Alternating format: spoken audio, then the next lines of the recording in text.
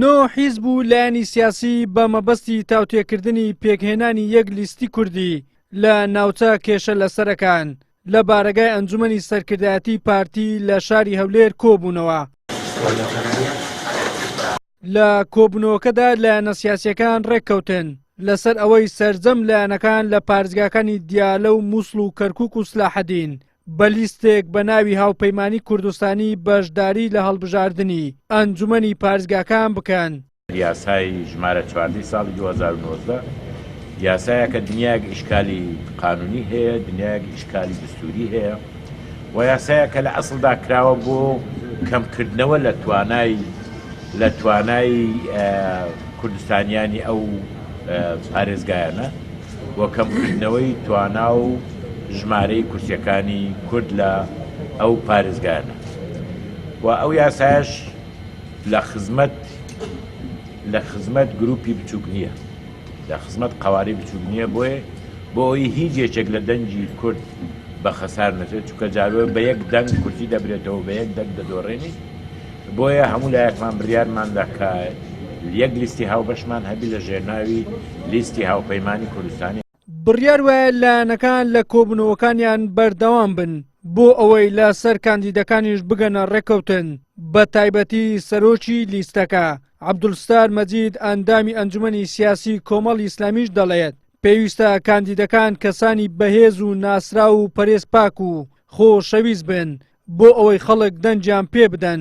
پێشنیارم کرد کە بە هەم سەرۆکی قوارەکە کەسێکی خۆشەویست بێ بەلای خەڵکەوە و دووەم ئەوانەی کە ئێمە ئەگەر لە داهاتوودا کاندیدان دەکەین دەبێت کاندیدی بەهێز بن و کاندیدی خۆشەویست بن و ئەمە دەبێت بەڕاستی هەوڵ بدەین ئەو خەڵک و زەماوەرەمان بە تایبەتی کەرکووک و ناوچە دابڕێنراوەکان ئاش ببینەوە.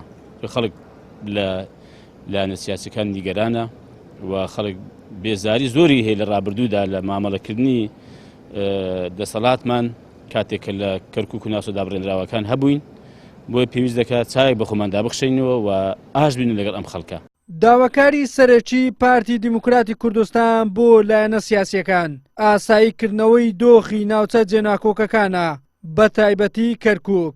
سەرۆکی ئەنجومەنی سەرکردایەتی پارتیش لە شاری هەولێر دەڵێت ئەگەر نەگەڕێنەوە کەرکووکیش بەشداری لە هەڵبژاردن دەکەین و پشتگیری لە لیستەکەش دەکەین.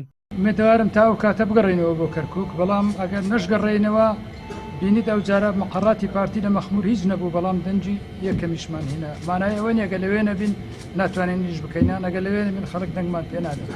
بە هەر حاڵ ئەو لیستە هەیە، لیستی هەمومانە، بەس لیستی پارتی نییە، هەمووشمان پێکەوە دامی ئەو لیستە دەکەین.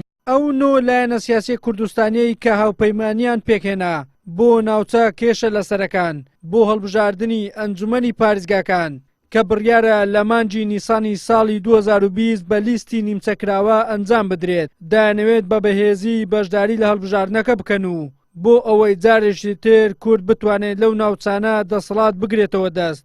دەرگاشیان بە کراوەیی هێشتۆتەوە بۆ هەر لایەنێکی تر ئەگەر بیەوێت بەشداری لە هاوپەیمانێتەکە بکات.